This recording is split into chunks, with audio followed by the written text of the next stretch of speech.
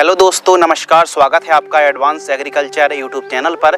आज की इस वीडियो पर आपको केवल बतलाएंगे सकिंग पेस्ट के बारे में, यानी जो रस चूसक कीट होते हैं इनके बारे में डिटेल से जानकारी शेयर करेंगे। और किसी अगली वीडियो पर आपको बतलाएंगे कि जो पेस्ट होते हैं, जो चबाने वाले कीट होते हैं, उनको कैसे कंट्रोल किया जा सकता है। तो आज का जो हमारा टॉपिक है सकिंग पेस्ट की रोकथाम।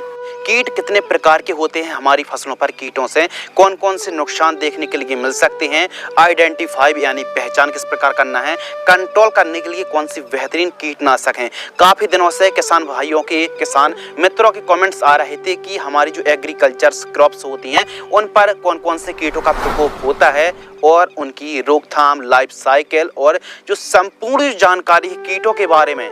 इसीलिए इस वीडियो का जो टाइटल है कीटों का विज्ञान, आइडेंटिफाई के साथ साथ दोस्तों को जो संपूर्ण जानकारी है कि कैसे आप कंट्रोल कर सकते हैं सरल और आसान विधि से। चलिए दोस्तों शुरू करते हैं। कीट दो प्रकार के होते हैं, इंसेक्ट और पेस्ट। इंसेक्ट वे कीट होते हैं जो कि हमारी मुलायम पत्तियों को, फूलों को और साथ ही फलियों को चबाने का काम करते हैं। इसके अलावा पेस्ट के ऊपर बात करें तो यह सकिंग पेस्ट की श्रेणी में आते हैं जो कि खासकर मुलायम पत्तियों को, इसके अलावा फूलों के रस को और क्लोरोफिल पौधे के क्लोरोफिल के जो रस को चूसने का काम करते हैं। तो एक कीट वे होते हैं जो कि खाते हैं और दूसरे वे कीट होते हैं जो कि क्लोरोफिल को या फिर फूलों के रस को चूसने का काम करते हैं। फसल में, सब्जियों में दोस्तों क्वालिटी को प्रभावित करने में एवं पत्तियों की शाखाओं के साथ साथ फलों को, फूलों को क्षतिग्रस्त करके फंगस जनित बीमारी को भी बढ़ावा देती हैं। और न केवल दोस्तों फंगस को यह कीट बढ़ावा देते हैं बल्कि हमारी फसलों को 90% तक उपज में गिरावट ला सकते हैं जो कीट होते हैं। तो इनकी रोकथाम करने के लिए, क्योंकि खासकर यदि जो सकिंग पेस्ट होते हैं दोस्तों, यह न केवल हमारी फसलों को मतलब नुकसान पहुंचाते हैं बल्कि वायरस को बढ़ावा देते हैं और पत्तियों को छुपकर यह मतलब नुकसान पहुंचाना काफ़ी ज़्यादा पसंद करते हैं। पत्तियों के निचले साइड पर जो सकिंग पेस्ट होते हैं काफ़ी ज़्यादा हमारी फसल को प्रभावित करते हैं, वायरस को फैलाते हैं, लीफ कर्ल को फैलाते हैं। तो कीट तो कई प्रकार के होते हैं, उनकी पहचान, रोकथाम और हमारे किसान मित्रों को सरल और आसान शब्दों में समझ में आ जाए। तो चलिए इस वीडियो को शुरू करते हैं। चैनल पर पहली बार विजिट कर रहे हैं तो इसी प्रकार कृषि कार्य जुड़ी जानकारी के लिए चैनल को सब्सक्राइब कर लीजिए। चलिए शुरू करते हैं। सबसे पहले दोस्तों बात करते हैं सफेद मक्खी यानी व्हाइट फ्लाई। हिंदी पर दोस्तों सफेद मक्खी कहते हैं और इंग्लिश पर कहते हैं व्हाइट फ्लाई।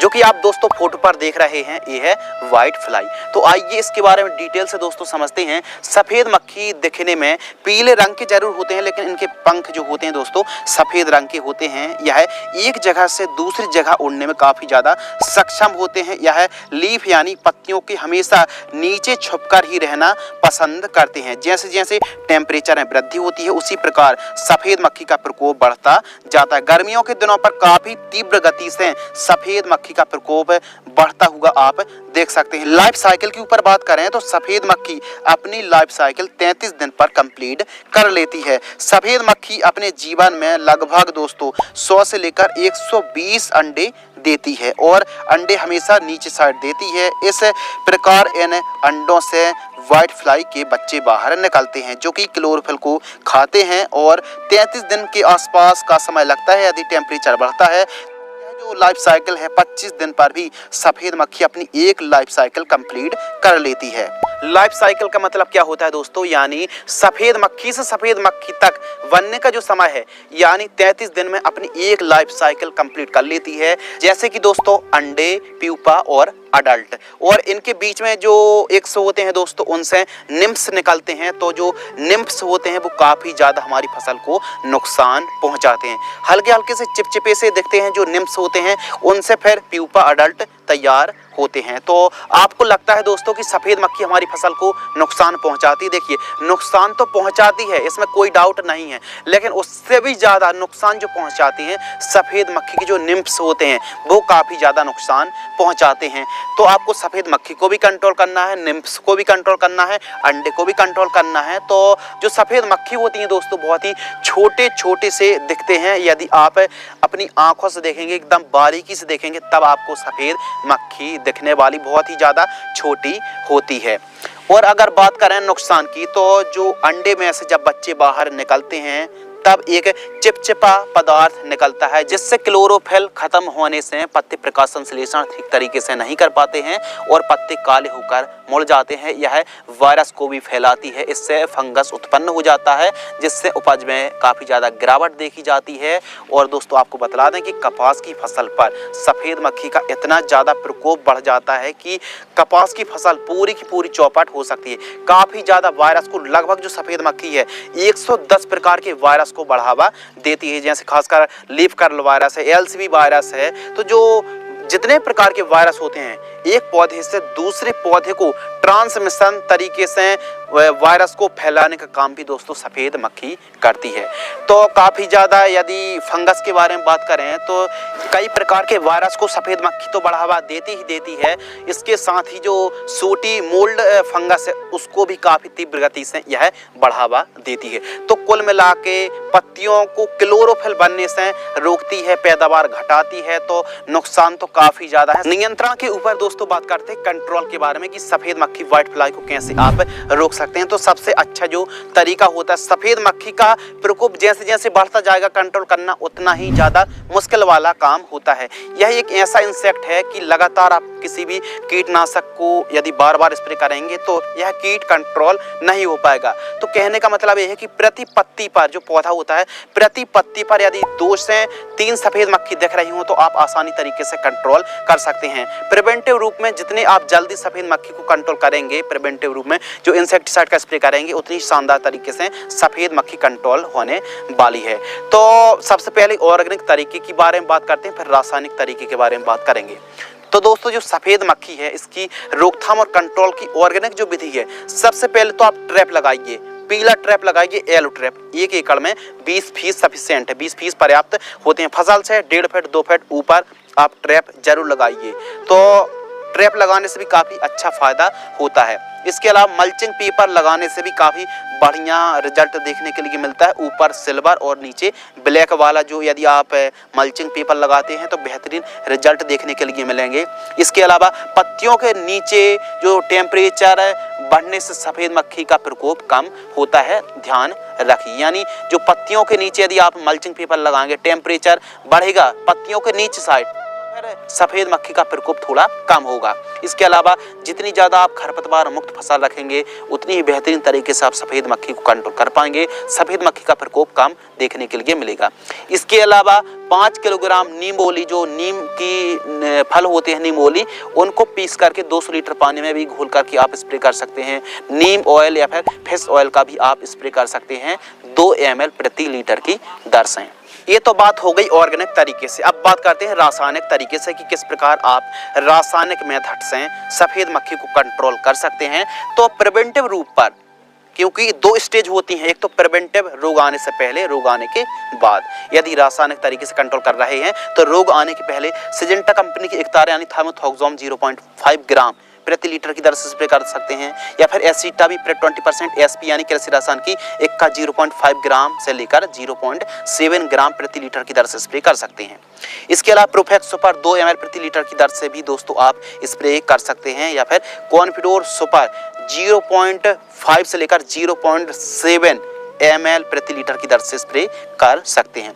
इसके अलावा यदि रोग आ चुका है, रोग यानी सफ़ेद मक्खी का प्रकोप बढ़ चुका है, तो इन कीटनाशक में से कोई एक कीटनाशक का स्प्रे आप कर सकते हैं, जैसे पायरीप्रॉक्सीफेन 10% EC 2 से 3 ml प्रति लीटर की दर से, BASF कंपनी की सेफीना 2 से 3 ml की दर से, GSP की SLR 525 इंसेक्टिसाइड 2 ml प्रति लीटर की दर से। इसके अलावा पेगास सिजेंटा कंपनी की 2 से 3 ग्राम प्रति लीटर की दर से।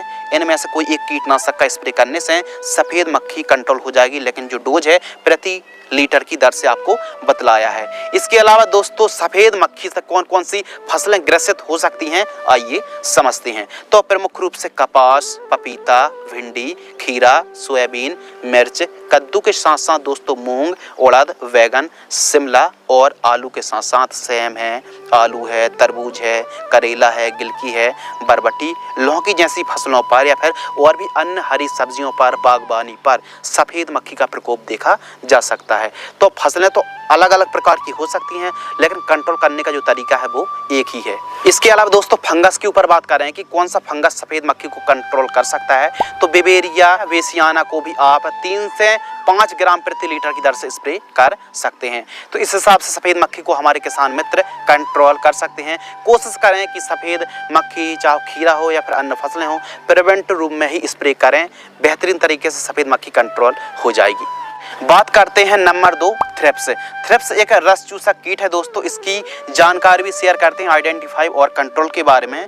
तो सबसे पहले बात करते हैं आइडेंटिफाई यानी पहचान। तो यह एक रस चूसक कीट है जो कि पत्तियों की निचली सतह में दोनों पत्तियों के बीच में रहकर रस को चूसने का काम करती रहती है। यह वायरस को भी फैलाती है, वायरस का भी वाहक होता है, यानी थ्रिप्स जो होता है दोस्तों लगभग कई प्रकार के वायरस को भी फैलाता है। और थ्रिप्स कई प्रकार की होती है, ब्लैक थ्रिप्स और येलो थ्रिप्स। इसके अलावा दोस्तों कुछ इस प्रकार पारदर्शी दिखने पीले रंग के छोटे छोटे कीट होते हैं। यह 6 पैरों वाली थ्रिप्स काली, पीली, सफेद, लाल और ब्लैक थ्रिप्स दोस्तों हो सकती, जो कि आप फोटो पर लाइफ साइकिल के ऊपर बात करें तो 25 से 30 दिन में अपनी टोटल लाइफ साइकिल थ्रिप्स जीवन चक्र पूरा कर लेती है।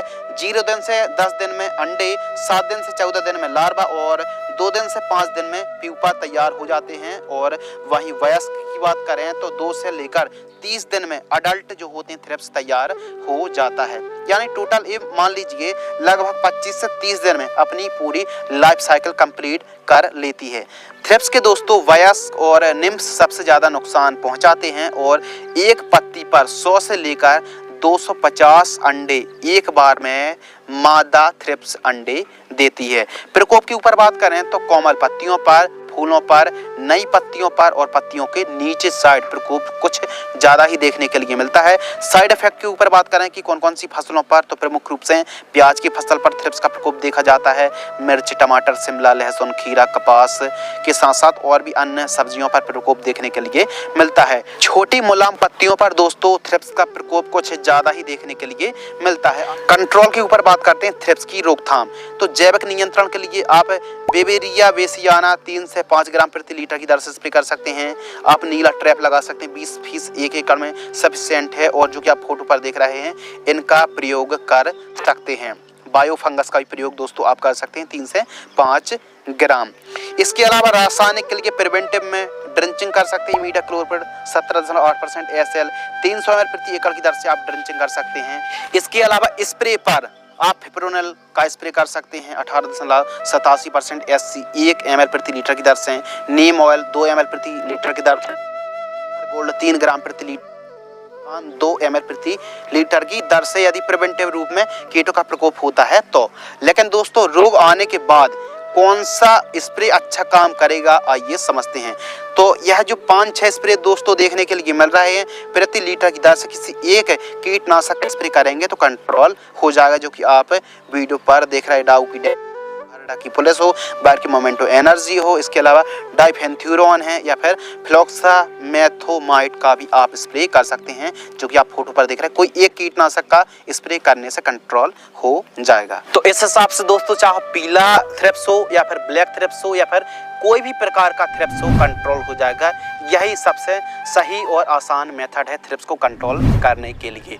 थ्रिप्स का प्रकोप यदि दोस्तों प्रिवेंटिव रूप में आप स्प्रे करते हैं तो आसानी से थ्रिप्स कंट्रोल हो जाएगा। रोग आने के बाद यदि रोग कुछ ज़्यादा ही बढ़ता है या थ्रिप्स का प्रकोप कंटिन्यू बढ़ता है तो फिर ऐसी सिचुएशन पर थ्रिप्स को कंट्रोल कर पाना मुश्किल वाला काम होता है।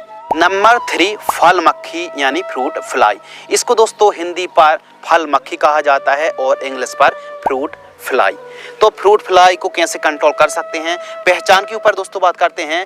तो जो फल मक्खी है गोल्डन चमकदार भूरे रंग के पारदर्शी पंख होते हैं जो कि लाल भूरे रंग के भी दिखते हैं। तो जो कि आप फोटो पर देख रहे हैं यह है फल मक्खी। फल मक्खी फलों को रस को चूसकर उसको कमजोर कर देती है, जिसमें फल में सड़न पैदा हो जाती है। फलों की क्वालिटी 90% तक दोस्तों फल मक्खी प्रभावित करती है। फलों में दाग धब्बे आ जाते हैं। इसकी लाइफ साइकिल अंडे, लार्वा, प्यूपा और वयस्क, यह 4 अवस्थाएं होती हैं। फल मक्खी की लाइफ साइकिल 15 से 30 दिन में अपनी लाइफ साइकिल कंप्लीट कर लेती है। कौन सी फसलों पर हैवी अटैक देखने के लिए मिलता है? तो फल मक्खी खासकर तोरई, लौकी, कद्दू, खीरा, ककड़ी, इसके अलावा तरबूज, खरबूज, अमरूद, गिलकी, करेला, टिंडा और बेल वर्गीय फसलों पर फल मक्खी का प्रकोप कुछ ज्यादा ही देखने के लिए मिलता है। फल मक्खी एक बार में जो मादा मक्खी होती है दोस्तों 300 से 500 अंडे देती है। ध्यान रखिए, एक बार में मादा मक्खी 300 से 500 अंडे देती है, जो कि काफी ज्यादा तेजी से अपनी जनरेशन फैलाती है, प्रकोप फैलाती है। फल में डंक मारकर अंडे देती है और काफी ज्यादा फसल को नुकसान करती है, फलों में सड़न पैदा कर देती है। उपाय के ऊपर बात करते हैं तो ऑर्गेनिक के लिए फ्रूट फ्लाई ट्रैप आपको लगाना है। 1 एकड़ में 15 से 20 फीस फसल से 2 फीट ऊपर। अब जो कि आप यह ट्रैप देख रहे हैं यह है फ्रूट फ्लाई ट्रैप, इनको आपको जरूर लगाना चाहिए। इसके अलावा रासायनिक के लिए इन कीटनाशक में से कोई एक कीटनाशक बायर की सोलेमन, यूपीएल की लांसर गोल्ड, प्रोफेक्स सुपर या फिर वायर की डेसेस 100, इनमें से कोई भी जो डोज आप देख रहे हैं प्रति लीटर की दर से किसी भी एक कीटनाशक का स्प्रे करने में आसानी से कंट्रोल हो जाएगी। फल मक्खी जो होती है दोस्तों काफी ज्यादा बेल वर्गीय फसलों पर नुकसान पहुंचाती है और काफी ज्यादा हमारी फसल को प्रभावित करती है। तो इसको कंट्रोल करने की आसान सरल मेथड आपको बतला दी। अगले कीट के ऊपर बात करते हैं नंबर 4 माइट्स, जिसे हम हिंदी पर मकड़ी और इंग्लिश पर माइट्स कहते हैं। हमारी एग्रीकल्चर क्रॉप्स पर फसलों पर माइट्स 2 ही प्रकार की कुछ ज़्यादा नुकसान पहुंचाती हैं, एक तो येलो माइट्स और दूसरा रेड माइट्स। सबसे पहले आइडेंटिफाई करते हैं कि इनकी पहचान कैसी है। तो यह छोटे छोटे जीव होते हैं, इनके 8 पैर होते हैं और इनका रंग अलग अलग हो सकता है, लाल, नारंगी, भूरा, पीला। आपको जानकारी के लिए दोस्तों बता दें कि माइट्स एक सूक्ष्म जीव मकड़ी है जो कि सेब फल की फसल पर सबसे ज़्यादा अधिक प्रकोप देखा गया है। फसलों पर यूरोपियन रेड माइट्स का प्रकोप कुछ ज़्यादा ही देखने के लिए मिलता है। माइट्स पत्तियों के निचले साइड क्लोरोफिल को खाकर पत्तियों को बेजान कर देती हैं एवं फलों की क्वालिटी भी काफ़ी ज़्यादा प्रभावित करती हैं, जिससे प्रकाश संश्लेषण की क्रिया तीव्र गति से नहीं हो पाती है और माइट्स अधिक नमी और 28 डिग्री सेल्सियस टेम्परेचर में अधिक तीव्र गति से वृद्धि करती है। माइट्स की लाइफ साइकिल के ऊपर बात करें तो इसके जो अंडे होते हैं दोस्तों, अंडे गोल और चमकीले होते हैं और 30 डिग्री सेल्सियस टेम्परेचर में 8 से 10 दिन और 20 डिग्री सेल्सियस में 20 दिन में अपनी लाइफ साइकिल कंप्लीट कर लेते हैं। इनका जो पूरा लाइफ साइकिल होता है 3 से 6 दिन में अंडे, 4 से 9 दिन में लार्वा और जो वयस्क होते हैं, जो अडल्ट होते हैं 1 से 2 दिन में ही तैयार हो जाते हैं। तो ये मान लीजिए 15 से 20 दिन में मोटा मोटी अपनी लाइफ साइकिल मकड़ी कंप्लीट कर देती है। मादा मकड़ी नर मकड़ी की तुलना पर थोड़ी बड़ी होती है। मादा मकड़ी अपने जीवन चक्र में दोस्तों पूरे जीवन काल में 50 से 100 अंडे देती है और अधिक टेम्परेचर की दशा पर मकड़ी बहुत ही तीव्र गति से फैलाव होता है। तो इसके रोकथाम के ऊपर बात करते हैं, कंट्रोल के बारे में। तो इनमें से कोई एक कीटनाशक स्प्रे कर सकते हैं, ओबेरॉन 1 ml प्रति लीटर। इसके अलावा आप धानुका की ओमाइट 1 ml प्रति लीटर। इसके अलावा HMO यानी हॉर्टिकल्चर मिनरल्स ऑयल 2 ml प्रति लीटर की दर से स्प्रे कर सकते हैं, या फिर जो भी मकड़ी नाशक चाहो ओबेरॉन हो, धानुका की ओमाइट्स हो, इनको भी आप 1 से 1.5 ml प्रति लीटर की दर से स्प्रे कर सकते हैं। तो दोस्तों इस प्रकार आपको माइट्स का कंट्रोल करना चाहिए। जो हमने 2-3 कीटनाशक के नाम बतलाए, कोई एक कीटनाशक भी आप स्प्रे करते हैं तो आसानी से कंट्रोल आप कर सकते हैं माइट्स को। हैवी अटैक के ऊपर दोस्तों बात करते हैं तो माइट्स का प्रकोप हैवी अटैक प्रमुख रूप से टमाटर की फसल पर हो सकता है, इसके अलावा एप्पल क्रॉप पर हो सकता है और जो आप फोटो पर देख रहे हैं इन फसलों पर कुछ ज़्यादा ही माइट्स का प्रकोप देखने के लिए मिलता है। खासकर अब तो मिर्ची है, शिमला है, टमाटर है, इन फसलों पर कुछ ज़्यादा ही प्रकोप देखने के लिए मिलता है। तो सब्जियों पर, बागवानी पर, सभी प्रकार की जो क्रॉप्स होती हैं उन पर यदि अटैक है तो इस विधि से आप कंट्रोल कर सकते हैं। दोस्तों बात करते हैं नंबर 5 एफिड्स। कुछ इस प्रकार का दिखता है एफिड, जो कि आप फुल स्क्रीन पर वीडियो पर देख रहे हैं ये है एफिड। तो एफिड एक सकिंग पेस्ट है जो कि फसलों को, क्लोरोफिल को खासकर खाकर उपज को प्रभावित करता है। एफिड को मोइला माहू के नाम से भी जाना जाता है। एफिड का प्रकोप दोस्तों आपको बतला दें कि पत्तियों के निचले साइड देखा जाता है। एफिड के प्रकोप के कारण पौधे में जो फल हैं, फूल हैं, बहुत ही कम लगते हैं, पैदावार काफ़ी ज़्यादा गिरावट ला देता है। आइडेंटिफाई के ऊपर बात करें तो एफिड कुछ इस प्रकार के दिखते हैं। एफिड झुंड में रहकर ही, साथ में रहकर ही पौधे में अटैक करते हैं। इसके 6 पैर होते हैं। और क्या आपको पता है दोस्तों, लेडी बग जो होता है मित्र कीट होता है जो कि एफिड को खाता है। और आपको बतला दें कि जो एफिड होता है यह पंखहीन होते हैं, उड़ नहीं सकते, और यह ब्लैक और ग्रीन, पीले भूरे रंग के होते हैं और इनकी लंबाई 3 mm लंबाई तक इनकी हो सकती, साइज हो सकता है। लाइफ साइकिल 32 दिन में अपनी एक लाइफ साइकिल कंप्लीट कर लेते हैं। यदि हैवी अटैक के ऊपर बात करें तो इन फसलों पर जैसे खासकर सरसों है, पत्ता गोभी है, फूल गोभी है, धनिया है, गेहूं, खीरा, भिंडी, बरबटी, मिर्च, कपास और टमाटर की फसल पर एफिड्स का प्रकोप देखा जा सकता है। और भी अन्य फसलों पर, चाहे तिली की फसल हो या फिर अन्य फसलों पर भी एफिड्स का प्रकोप देखने के लिए मिलता है। यह पत्तियों की निचली परत में रहकर नुकसान पहुंचाते हैं। निम्फ्स ज़्यादा नुकसान पहुंचाती है। यह एक चिपचिपा पदार्थ छोड़ती हैं जिससे जो चींटियां हैं इनको नहीं खाती हैं, यानी चींटियां एफिड्स को ना खाएं तो एक प्रकार से चिपचिपा पदार्थ छोड़ जो कि अपना प्रोटेक्शन यह स्वयं ही कर लेते हैं। इसका प्रकोप पत्तियों पर, लीफ पर, तना पर, फल फूलों पर और साथ ही जड़ों पर देखने के लिए मिल सकता है, यानी जड़ों से थोड़ा ऊपर तने के पास। इसमें सिस्टमिक कीटनाशक दवा ही काम करने वाली है। आपको जानकारी के लिए दोस्तों बतला दें कि जो सकिंग पेस्ट रस चूसक कीट हैं, इन पर आप यदि खासकर आपको बतला दें कि जो सकिंग पेस्ट है इन पर सिस्टमिक कीटनाशक बहुत अच्छा काम करती है। कंट्रोल के ऊपर बात करें तो इनमें से कोई एक कीटनाशक स्प्रे आप कर सकते हैं। इसके लिए आप पीला ट्रैप भी लगा सकते हैं, पीला और नील ट्रैप। लांसर गोल्ड का स्प्रे कर सकते हैं, मीडाक्लोप्रिड का स्प्रे कर सकते हैं, सिजेंटा की तारा का स्प्रे कर सकते हैं, बाहर की रीजेंट SC का स्प्रे कर सकते हैं प्रति लीटर की दर से, जो कि आप डोज देख रहे हैं वीडियो पर। इनमें से कोई एक कीटनाशक स्प्रे करेंगे तो आसानी से आप एफिड को कंट्रोल कर पाएंगे। अगले कीट के ऊपर बात करते हैं नंबर 6 जैसिड। यह जो जैसिड कुछ दिखने में इस प्रकार का होता है और इसको अन्य नाम से भी जैसिड को जाना जाता है, जैसे हरा तेला जैसिड, भुनगी, फुदका के नाम से जाना जाता है। इनिशियल स्टेज में जो पत्ते होते हैं वो मुड़ने लगते हैं। पहचान के ऊपर बात करें, आइडेंटिफाई, तो यह कुछ इस प्रकार का दिखता है। सबसे ज्यादा फुर्तीला होता है दोस्तों जैसिड, और इसके 6 पैर होते हैं और यह रस चूसक कीटों की श्रेणी में आता है जो कि पत्तियों को निचले साइड से क्लोरोफिल को खाकर फसल को कमजोर कर देता है, वायरस को बढ़ावा देता है। यह पीले, भूरे, हरे रंग के हो सकते हैं। लाइफ साइकिल 25 दिन में अपनी समय अवधि, अपनी लाइफ साइकिल जैसिड कंप्लीट कर लेता है 25 दिन में। इनकी 3 स्टेज होती हैं, अंडे, लार्वा और अडल्ट। जो निम्फ्स होते हैं दोस्तों 7 से 21 दिन में अपने क्लाइमेट्स के हिसाब से यह जीवित रह सकते हैं। और एक फीमेल जैसिड 15 से 29 अंडे एक पत्ती पर देती हैं, या फिर अपनी एक लाइफ साइकिल पर 15 से लेकर 30 अंडे तक दे सकती हैं।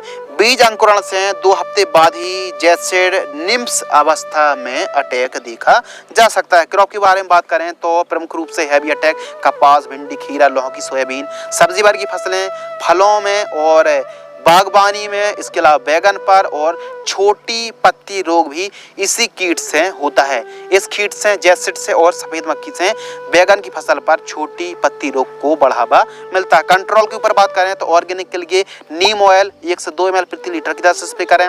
पीला ट्रैप आप लगाएं 1 एकड़ में 20 फीस।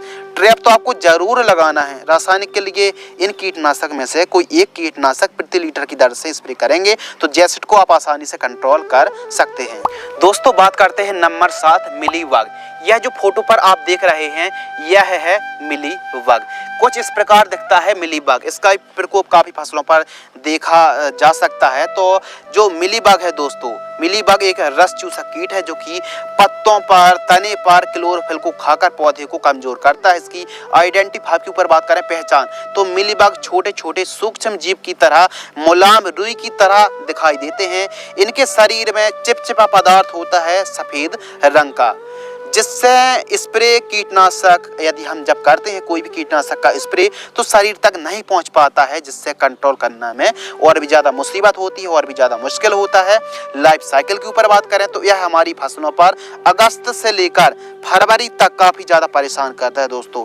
यह पत्तियों में जीवित रह सकता है। यह पौधे के छुपे हुए जगह पर दोस्तों आपको बतला दें कि मादा बग अंडे देती है और मिली बग एक बार में 450 से 500 अंडे तक दे सकती है, जो फीमेल मिली बग होती है।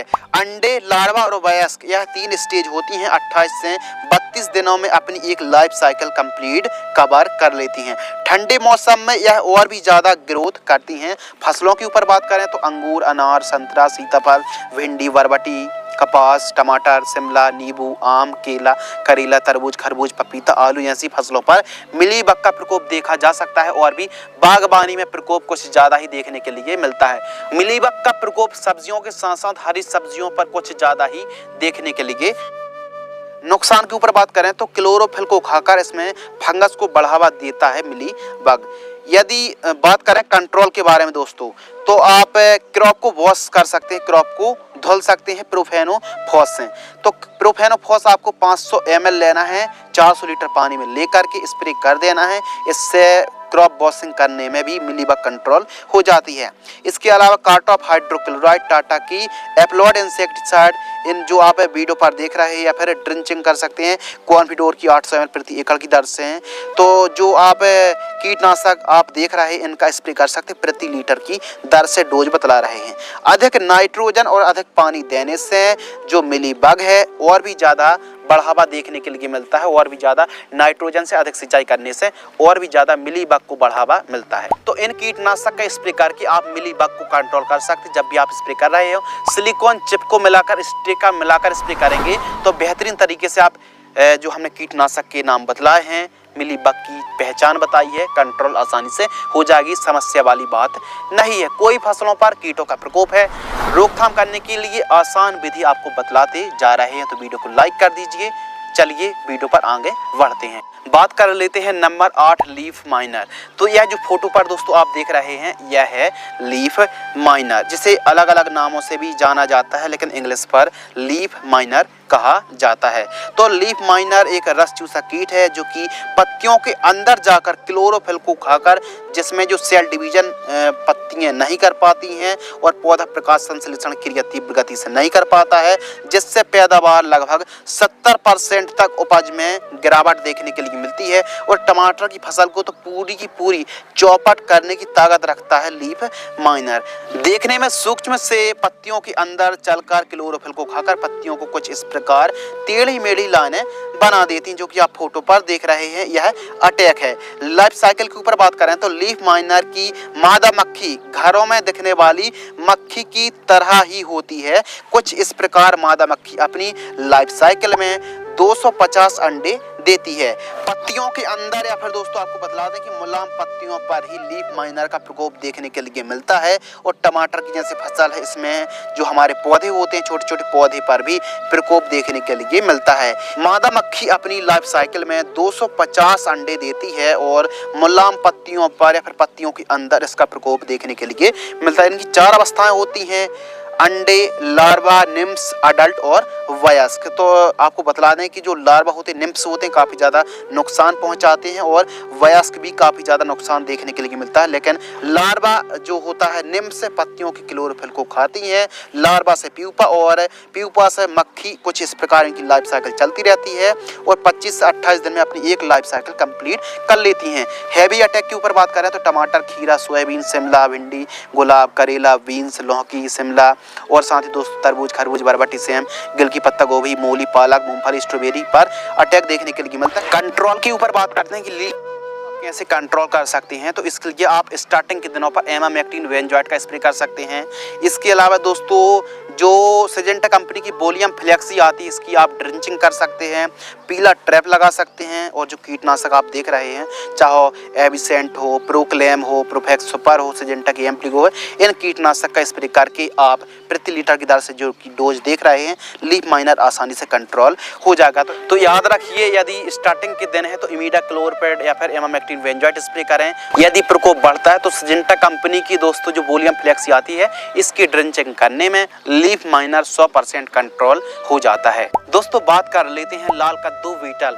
यह जो आप देख रहे हैं फोटो पर, इससे हम हिंदी पर लाल कद्दू बीटल यानी रेड बीटल और इंग्लिश पर रेड पंपकिन बीटल भी कहते हैं। आइडेंटिटी 5 के ऊपर बात करें तो यह बीटल व्हील वर्गीय फसलों पर काफ़ी ज़्यादा नुकसान देखने के लिए मिलता है, जैसे कि कद्दू, लौकी, खीरा, ककड़ी, भिंडी, बरबटी, बीन्स, गिलकी, तुरई, सेम, तरबूज, खरबूज, टिंडा और तुरई जैसी फसलों पर कुछ ज़्यादा ही प्रकोप देखने के लिए मिलता है लाल कद्दू बीटल का।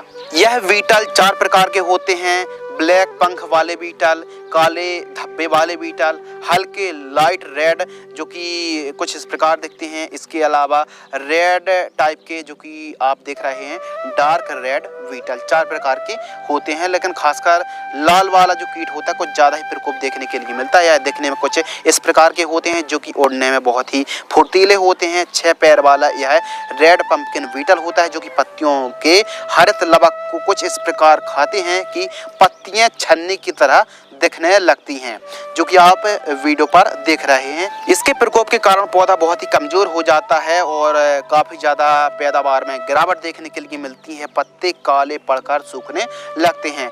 यह कीट इतना खतरनाक होता है कि अंकुरण के समय से ही पत्तियों को खाने का काम करना शुरू कर देता है। पत्तियों को भी खाता है, तने को भी खाता है। आपको बतला दें कि आप गिलकी, लौकी या फिर खीरा की खेती करते हैं तो पौधा छोटा छोटा होता है। जो कीट का प्रकोप होता है लाल कद्दू बीटल ही है। छोटी स्टेज से ही प्रकोप देखने के लिए मिलता है। लाल कद्दू बीटल के प्रकोप के कारण दोस्तों हमारी फसल 65 से लेकर 95% तक खत्म कर सकता है। तो इस कीट से सतर्क रहें, सावधान रहें और स्टार्टिंग पर प्रिवेंटिव रूप में कीटनाशक का स्प्रे करते रहें। लाइफ साइकिल के ऊपर बात करें तो इस बीटल की 4 अवस्थाएं होती हैं: अंडे, लार्वा, निम्स और वयस्क। 150 से 300 अंडे एक बार में मादा बीटल देती है। अंडे से ग्रब, ग्रब से प्यूपा और प्यूपा से अडल्ट बनता है। लाइफ साइकिल के ऊपर बात करें तो 20 से 25 दिन पर लाल कद्दू बीटल अपनी पूरी लाइफ साइकिल कंप्लीट कर लेता है। कंट्रोल के ऊपर बात करते हैं तो ऑर्गेनिक के लिए नीम ऑयल 3000 ppm 3 ml प्रति लीटर की दर से स्प्रे कर सकते हैं। इसके अलावा करंज ऑयल और फिश ऑयल 2-2 ml प्रति लीटर की दर से स्प्रे कर सकते हैं ऑर्गेनिक के लिए। रासायनिक के लिए किसी भी एक कीटनाशक का स्प्रे कर सकते हैं, जो कि आप फोटो पर देख रहे हैं प्रति लीटर की दर से। बात करते हैं नंबर 10 हॉपर्स, जिसे हम फुदका के नाम से भी जानते हैं, BPH। इसकी भी आइडेंटिटी 5 के ऊपर दोस्तों बात करते हैं, कंट्रोल के ऊपर बात करते हैं, प्लस बात करते हैं कैसे टेम्परेचर पर इसकी जो लाइफ साइकिल है बहुत जल्द यह कंप्लीट कर लेता है। तो वीडियो पर बने रहिए। BPH यानी ब्राउन प्लांट हॉपर। आइडेंटिटी 5 के ऊपर दोस्तों बात करते हैं तो इनके पंख होते हैं और यह दिखने में कुछ इस प्रकार के होते हैं। इनके प्रकार जरूर अलग हैं दोस्तों, लेकिन नियंत्रण करने के लिए, कंट्रोल करने के लिए एक ही मेथड। इनके 6 पैर होते हैं और उड़ने में यह सक्षम होते हैं। यह ग्रुप वाइज चलते हैं। और यदि इन्फेक्टेड फसलों के ऊपर बात करें तो सबसे ज़्यादा धान की फसल पर या फिर धान की फसल पर ही कई प्रकार के BPH का प्रकोप देखने के लिए मिलता है, जिसे हम फुदका के नाम से भी जानते हैं। तो धान की फसल पर BPH को कैसे कंट्रोल किया जा सकता है, आइए दोस्तों समझते हैं। लेकिन थोड़ी सी जानकारी आपके साथ शेयर करते हैं कि धान की फसल पर बिल्कुल यह जो हॉपर्स होता है यह एक रस चूसक कीट है और नीचे की क्लोरोफिल को खाकर फसल को काफ़ी ज़्यादा कमज़ोर कर देता है और कमज़ोर ही नहीं बल्कि एकदम ख़त्म भी कर सकता है। यह सबसे ज़्यादा नुकसान पहुंचाने वाली श्रेणी में यदि बात करें तो 3 प्रकार के होते हैं जो कि BPH होता है और धान की फसल को बिल्कुल 100% चौपट कर सकते हैं। धान की फसल पर इसके अलग अलग नाम हैं, जैसे हॉपर्स, फुदका, माहू के नाम से भी जाना जाता है। लेकिन यदि हम बात करें तो धान की फसल पर 3 ही BPH काफ़ी ज़्यादा नुकसान पहुंचाते हैं। BPH यानी ब्राउन प्लांट हॉपर, भूरा माहू जिसे कहते हैं। GLH यानी ग्रीन लीफ हॉपर जिसे हरा माहू कहते हैं। इसके अलावा WVPH यानी व्हाइट बैक प्लांट हॉपर जिसे सफ़ेद माहू के नाम से भी जानते हैं। खासकर BPH है और ग्रीन लीफ हॉपर्स यह काफ़ी ज़्यादा नुकसान पहुंचाता है। तो यह जो फुदका है दोस्तों वीडियो पर आप देख रहे हैं, इसकी डिजाइन, इसकी बनावट देख रहे हैं, यह हमारी फसल को यदि हल्का प्रकोप है तो 10% नुकसान और यदि हैवी प्रकोप है तो 100% तक फसल को यह चौपट कर सकता है।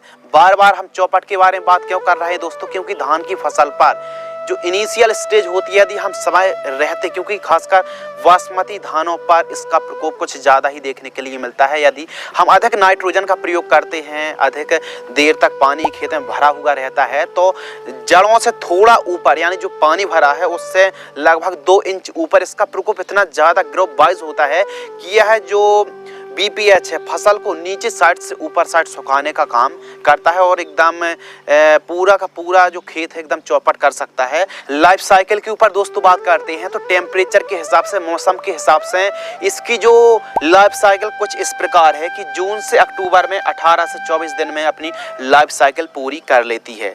नवंबर से जनवरी में 38 से 44 दिन और फरवरी से अप्रैल 18 से 35 दिन में अपनी लाइफ साइकिल कंप्लीट कर लेती है। सितंबर माह के स्टार्टिंग में BPH का प्रकोप शुरू हो जाता है और धान की फसल 60 से 65 दिन के आसपास की होती है, तो इसकी चरम स्टेज पर होता है, यानी क्षतिग्रस्त काफ़ी ज़्यादा करते हैं। छोटे छोटे पंखों वाला यह तनों को काफ़ी ज़्यादा क्षतिग्रस्त करता है और इसमें जो स्टेज हैं अंडे, निम्फ और वयस्क काफ़ी ज़्यादा नुकसान पहुंचाते हैं।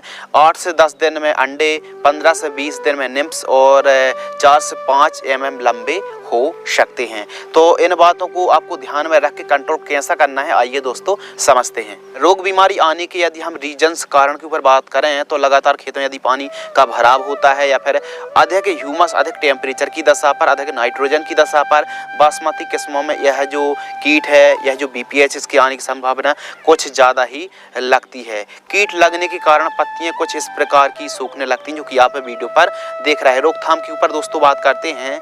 यह जो कीटनाशक दवाइयां दोस्तों आप देख रहे हैं ऊपर, प्रिवेंटिव रूप में फर्स्ट और सेकंड जो कॉम्बिनेशन आप देख रहे हैं, इनको प्रिवेंटिव रूप में स्प्रे करके शानदार BPH को कंट्रोल कर सकते हैं। BPH का हल्का फुल्का प्रकोप होता है, यदि तब आप प्रिवेंटिव रूप पर इन कीटनाशक को स्प्रे करेंगे तो शानदार तरीके से कंट्रोल हो जाएगा।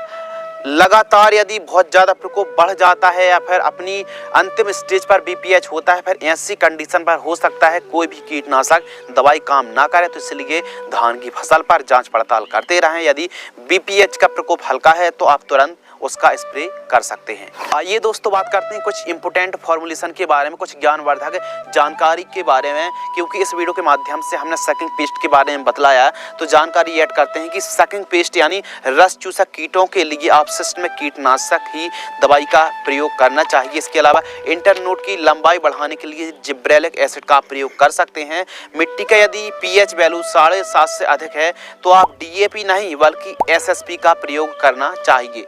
इसके अलावा चिकनी सरफेस पत्ती वाली फसल जैसे प्याज, लहसुन, केला, पत्ता गोभी, फूल गोभी, पालक, गुलाब, सीताफल, मक्का, मटर, धान, गेहूं, अफीम, कटहल, ड्रैगन फ्रूट, एलोवेरा, अनानास, जो फसलें हैं जिनके पत्ते चिकने होते हैं, इन पर सिलिकॉन चिप को मिलाकर स्प्रे करें। इसके अलावा एक्सपायरी डेट वाली जो दवाइयाँ होती हैं उनका स्प्रे करने से परहेज करें। इसके अलावा थ्रिप्स के जो प्रिवेंटिव स्प्रे लेने से ही थ्रिप्स में काफ़ी अच्छा आपको कंट्रोल मिलने वाला है।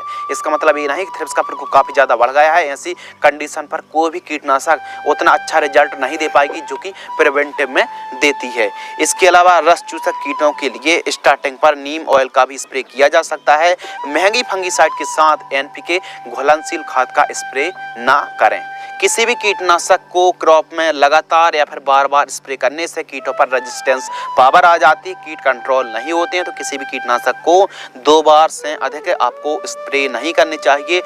जो ब्रांडेड कंपनी या फिर कोई नई कंपनी नया टेक्निकल्स मार्केट में लॉन्च करती हैं तो इससे कंपनियों का ही नहीं बल्कि किसानों का भी फायदा होता है। क्योंकि जो नया फॉर्मुलेशन वाला इंसेक्टिसाइड कीटनाशक होता है कीटों पर रेजिस्टेंस पावर नहीं होती है, तो इसीलिए यदि कोई मार्केट पर नया कीटनाशक आता है, नया फॉर्मुलेशन आता है, तो उसको भी आपको ट्राई करके देखना चाहिए। सो फ्रेंड्स, आज की इस वीडियो के माध्यम से आपको बतलाया कीटों का विज्ञान।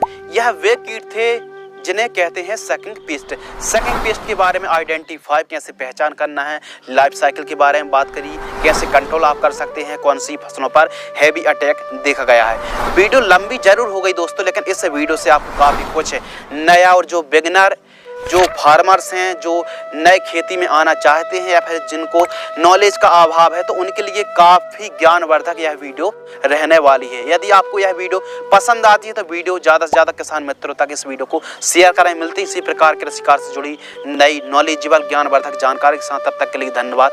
नमस्कार। जय हिंद। वंदे मातरम।